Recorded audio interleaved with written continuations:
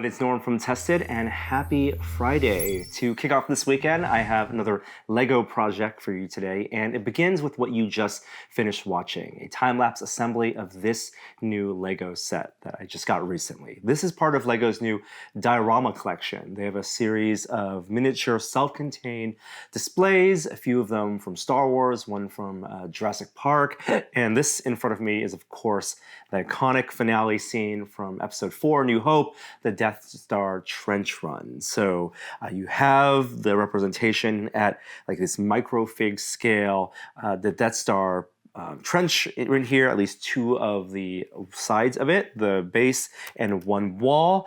All the greeblies, the turrets here, these iconic look of those Death Star wall panels, as well as in the scene here, in this very dynamic pose, an X-Wing, Luke's X-Wing with little R2-D2 on top, S-foils in attack mode, as well as chased by the 3 TIE fighters, 2 standard TIE fighters, as well as Vader in his TIE advanced fighter. Oop, this just popped off. Let me pop that back in.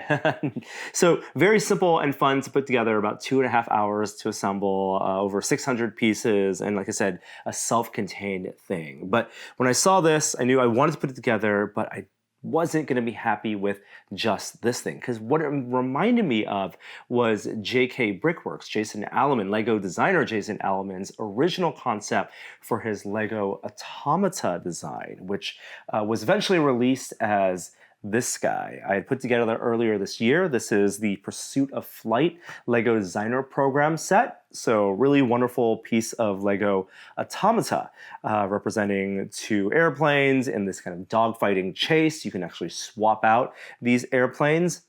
And it has this forced perspective look of this town below it, from the clouds, the houses, the trees.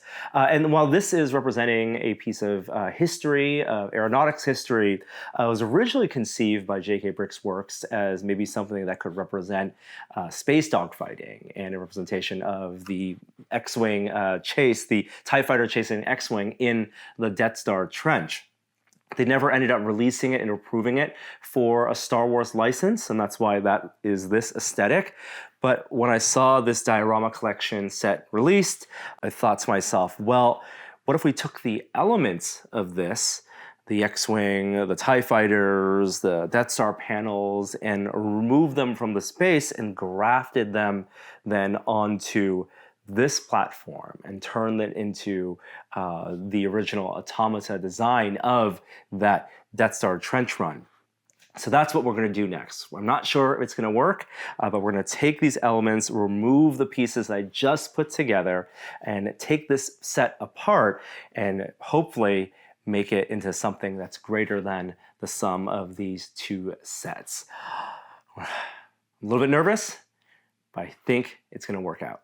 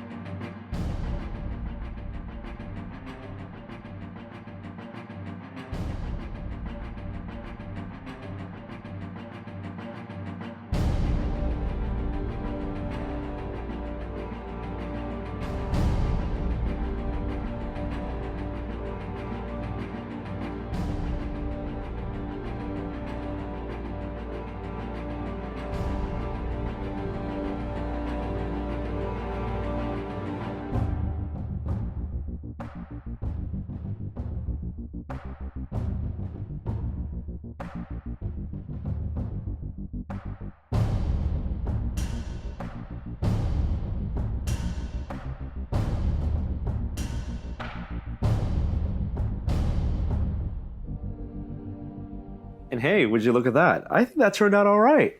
So it ended up being aesthetically a straightforward grafting, a combining of the Death Star trench run with the base, the platform of that Pursuit of Flight Automata set.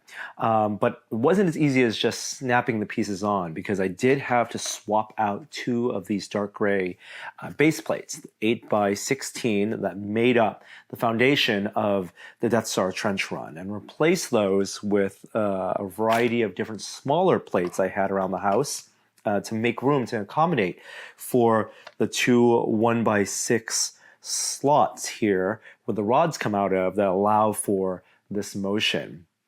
Also had to rework the frame, so you can see that right here there's an opening so the handle can still have full range of motion for the animation, and because there was a rearrangement of the plates, and there are places where I couldn't have the actual panels, the Death Star tiles, I had to rearrange those tile greeblies as well. But aesthetically, it still looks as, as kitbashed as those original Death Star trench run tiles. So I think aesthetically this looks pretty good, and that motion, I mean, just having Darth Vader target the X-Wing here, it really elevates the set. But we are not done yet, because we're going to add some lights. So I do have a Light My Bricks set of LED lights for the Death Star trench run set specifically. And so we're going to crack this open and add in some lights, I believe, for the X-Wing thrusters, as well as some makeshift spotlights to illuminate the whole thing. So close to being finished.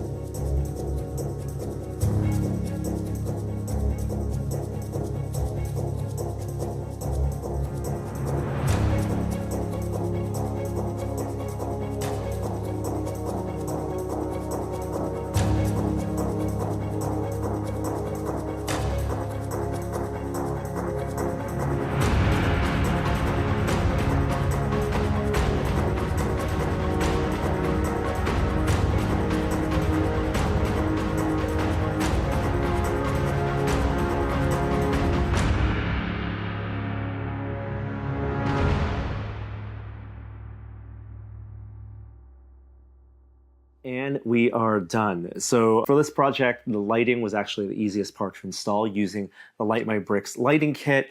There are a bunch of LEDs included, a bunch of this white light LEDs that then two for each of the TIE fighters for their lasers.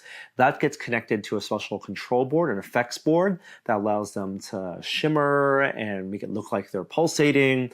You also light up the engines of the X-Wing using a pink LED, so that's a nice glow there. But I think the coolest part is these little spotlights. There are 4 mini spotlights created out of Lego bricks that also each have a white LED on the inside. And I can adjust them, I can point them. What they do is they cast this nice dramatic light over the surface of the Death Star tile trench run. All the dimensionality of these greeblies here created out of Lego get cast with this nice harsh light coming from top and bottom. So we're gonna turn off our house lights, plug this in over USB power, and see how that looks.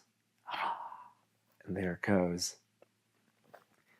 So you can see the blinking green lights here. They're not actually green. It's just going through the green clear Lego rods.